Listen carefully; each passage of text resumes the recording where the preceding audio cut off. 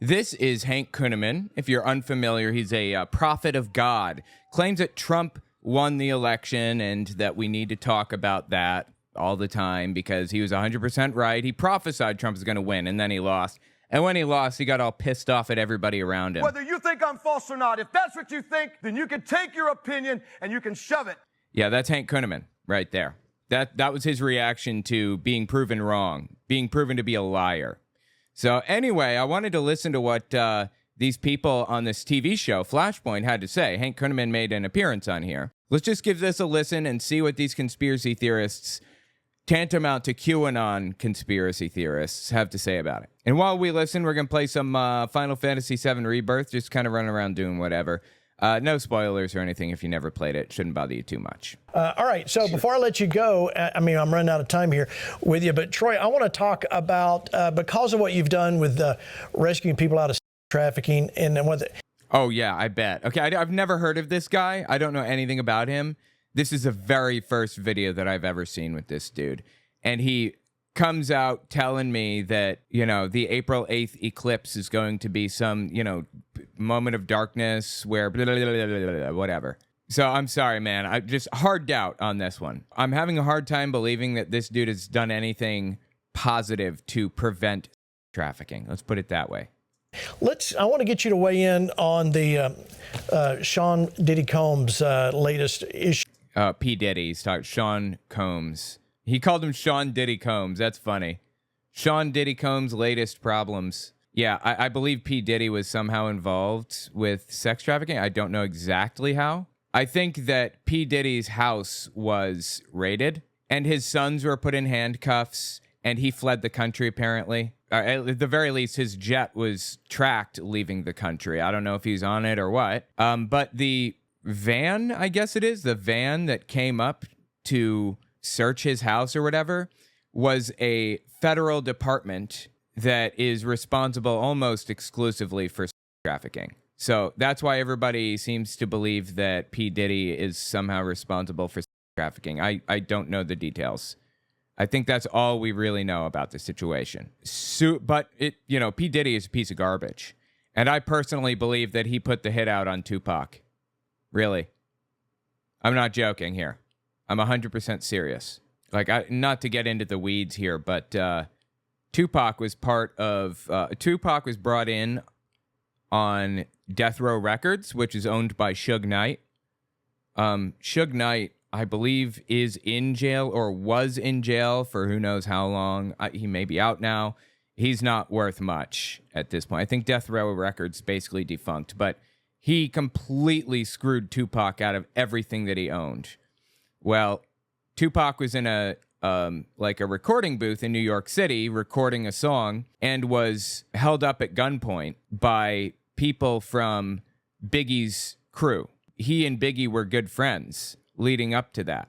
Biggie was part of P. Diddy's record, Bad Boy Records. And P. Diddy and Biggie refused to help Tupac figure out who held him up at gunpoint, refused to participate in any way. They were like, sorry, no idea. And they just kind of shut down. And Tupac took that as like a slap in the face. And he wrote a whole song about it called Hit 'Em Up. And at the end of the song, Hit 'Em Up, this is part of the song Hit 'Em Up, but that Tupac wrote after being held up at like a recording booth by some Bad Boy Records people. This is the song that got Tupac killed. Any of you people from New York want to bring it, bring it. But we ain't singing, we bringing drama. F*** you and your motherfucking mama. We gonna kill all you motherfuckers. This isn't even in song form at this point in the song, Hit 'Em Up. Tupac's just stating this. Well, this is how we gonna do this. F*** Mobb Deep, f*** Biggie, Bad Boy as a staff record label and as a motherfucking crew. And if you want to be down with Bad Boy, then f*** you too. Chino XL, f*** you too. All you motherfuckers, you too. So he basically called out P. Diddy directly and P. Diddy's label and said, F you. If I see you, I'm going to kill you. And P. Diddy did not take kindly to that. Within a very short period of time, Suge Knight was driving Tupac from a nightclub that they were hanging out at. And somebody pulled up next to the car and fired a bunch of shots into the car and hit Suge Knight, who survived, and killed Tupac. Not immediately. He didn't die immediately. He went to the hospital first. And he was at the hospital for, I don't know, 9 days or something. And people were there protecting him, like making sure that, you know, nobody was coming in to finish the job or anything like that. It was a big thing. Anyway, the point is that Tupac had a big problem with P. Diddy all the way back then. And I believe P. Diddy put the hit out on Tupac to kill him. P. Diddy is a complete piece of trash. I mean, piece of trash doesn't even begin to describe P. Diddy. Disgusting, horrific, sex trafficking monster is probably a little bit closer, who put the hit out on Tupac to kill him, in my opinion. You know what? Let me put it this way. P. Diddy being involved in in Tupac's death might be a bit of a conspiracy theory. It's nothing official, but I've given you accurate information about Tupac's conflict with P. Diddy, Bad Boy Records, and with Biggie. I've given you accurate information about that and about the song Hit 'Em Up and how immediately after that, Tupac was in the car with the owner of Death Row Records and was shot and killed. So, you know, think about it. Give you a little idea of the rap drama. I'm actually a big rap fan. I'm a huge fan of Tupac. I love Tupac to death, man. He's the shit. And P. Diddy is a piece of trash. Always was, always will be. To find out that this dude was involved in sex trafficking, it'd be more surprising if he wasn't, in my opinion. This dude is involved in every dirty business you can possibly imagine. P. Diddy was. I feel it was like necessary to give you a little bit of background on the rap drama, so you have an idea of what was like happening at the time. Biggie and Tupac were good friends with each other up to the moment that, all of that stuff happened. And then it all fell apart. Tupac was really unhappy about the fact that Biggie just clammed up and refused to help in any way. Probably at the direction of P. Diddy, I would guess. I never come to stream, so hearing you curse is a 10. Okay. Welcome. I mean, I was just quoting Tupac, so yeah. If Diddy can do that to Tupac, imagine what else he's capable of. Oh, yeah. Dude used to control New York City back in the day. That used to be his whole thing. Like, he held the keys to the city, they said. He would roll, and if you were with P. Diddy, you had the keys to the city too. You were somebody special. Seriously. And the sad thing about this, P. Diddy didn't have like a hard life growing up, like at all. P. Diddy was not like, he didn't grow up in a gang the way that Snoop Dogg legitimately did. He didn't grow up in a situation where things were difficult for him at all. He was like a middle upper class kid. P. Diddy was. And he didn't even live in New York City. He lived in upstate New York. It's just like a rural, suburban type of deal, Anyway, then he went on to found Bad Boy Records, and it was history from there. P. Diddy's just a piece of trash, dude. Seriously. Biggest piece of trash alive. And there's literally nothing that somebody could tell me about that dude that I would not immediately suspect was true because of what a piece of trash he is. Seriously. He fled the country, allegedly. It appears as though he fled the country. P. Diddy. We're talking about all this because these guys are about to. P. Diddy allegedly fled the country. Like, his plane left the country for somewhere. Argentina, maybe? And he left his 2 sons at the house that was being searched. That is some shit, dude.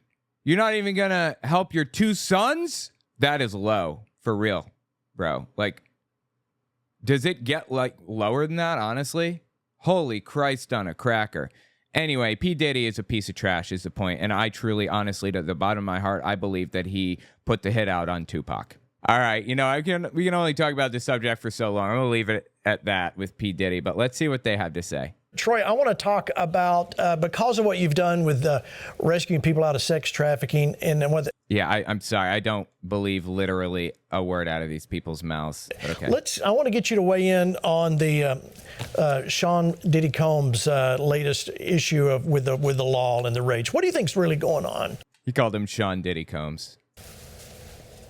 Well, I was speaking to Congress at the International Summit Against Human Trafficking last You were what? Oh, don't tell me that, dude. year, and it was a great privilege. And I prophesied by the power of God, and I said, there is a storm that is coming that is going to uproot all of this sexual trafficking and shut down the power.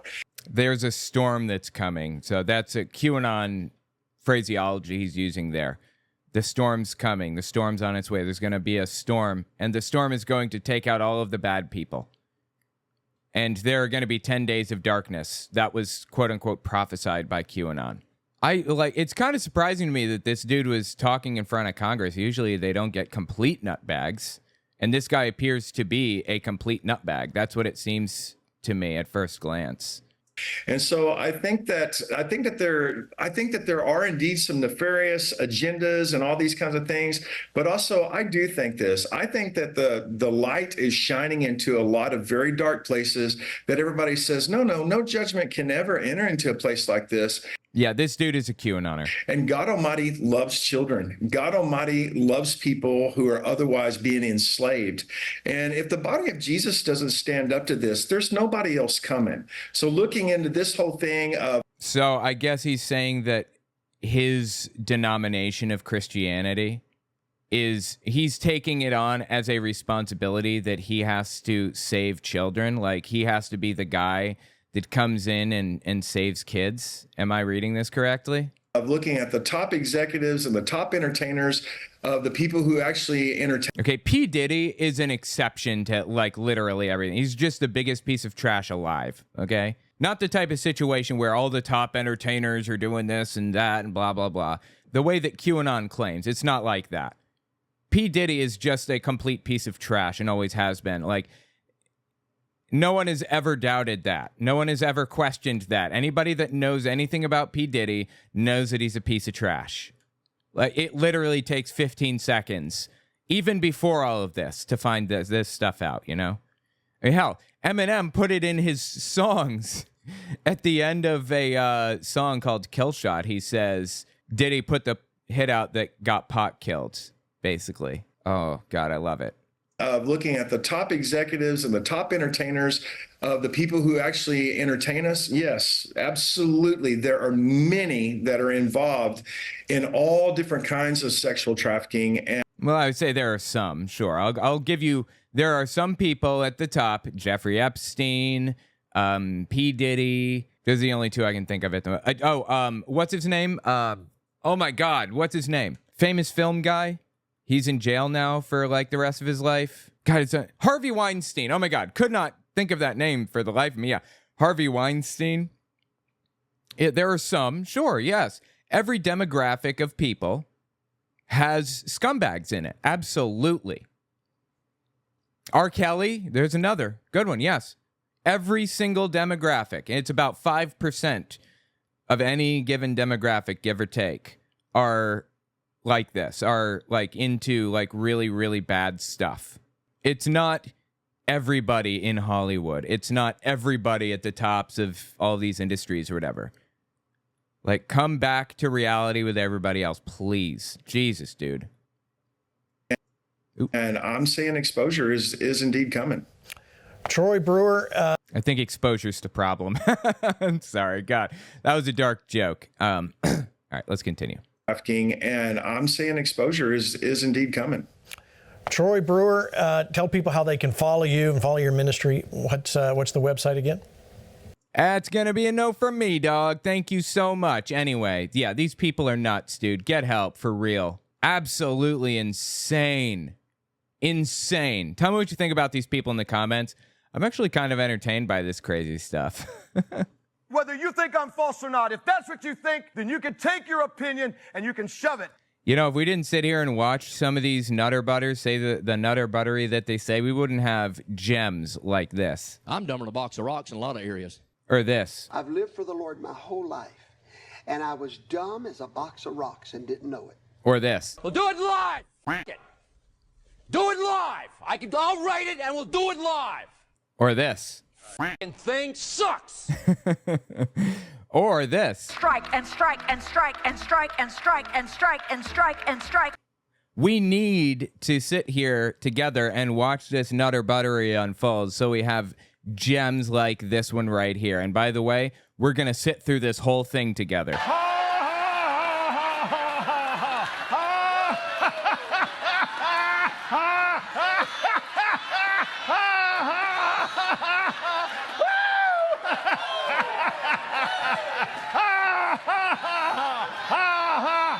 Yeah, Kenneth Copeland laughing like a madman because he wanted to be a Creeposaurus Rex or something. I don't know what his goal was there, but if it was to be a Creeposaurus Rex, he nailed it, dude. Never seen anybody accomplish something so succinctly in my life. He can do it effortlessly, seemingly. Like, dude doesn't even have to try. It just comes right out. It's kind of impressive. I wish I was as good at anything as Kenneth Copeland is at being a Creeposaurus Rex. It seems effortless to him.